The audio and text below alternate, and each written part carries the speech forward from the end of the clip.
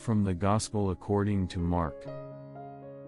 When Jesus had crossed again in the boat, to the other side, a large crowd gathered around him, and he stayed close to the sea. One of the synagogue officials, named Jairus, came forward.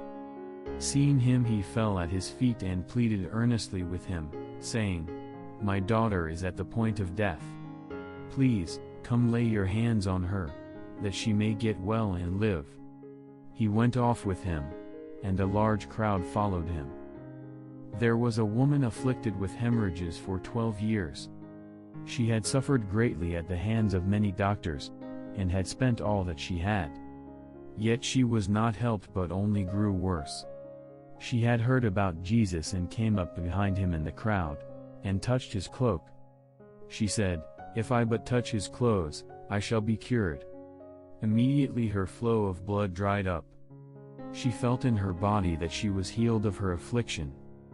Jesus, aware at once that power had gone out from him, turned around in the crowd and asked, "Who has touched my clothes?" But his disciples said to him, "You see how the crowd is pressing upon you, and yet you ask, 'Who touched me?'" And he looked around to see who had done it. The woman, realizing what had happened to her, approached in fear and trembling. She fell down before Jesus and told him the whole truth. He said to her, "Daughter, your faith has saved you. Go in peace and be cured of your affliction."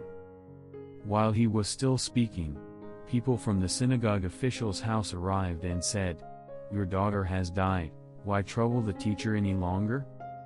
Disregarding the message that was reported, Jesus said to the synagogue official, "Do not be afraid, just have faith." He did not allow anyone to accompany him inside, except Peter, James, and John, the brother of James.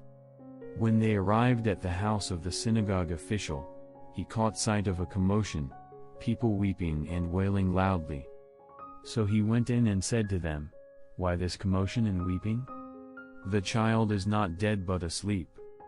And they ridiculed him. Then he put them all out. He took along the child's father and mother, and those who were with him, and entered the room where the child was.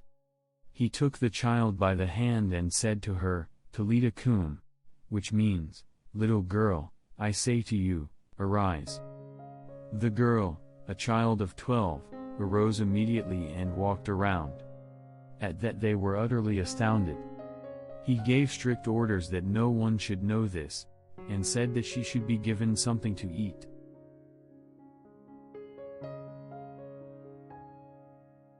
Così è la misericordia di Dio. Dobbiamo avere coraggio e andare da Lui. God's mercy is like this. We must have courage and go to Him, to ask forgiveness for our sins and move forward, with courage, as this woman did.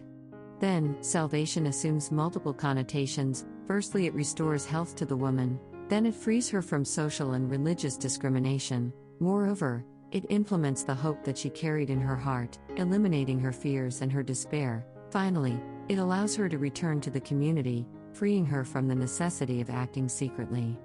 What Jesus gives is total salvation, which reintegrates the woman's life in the sphere of God's love and, at the same time, restores her to her full dignity.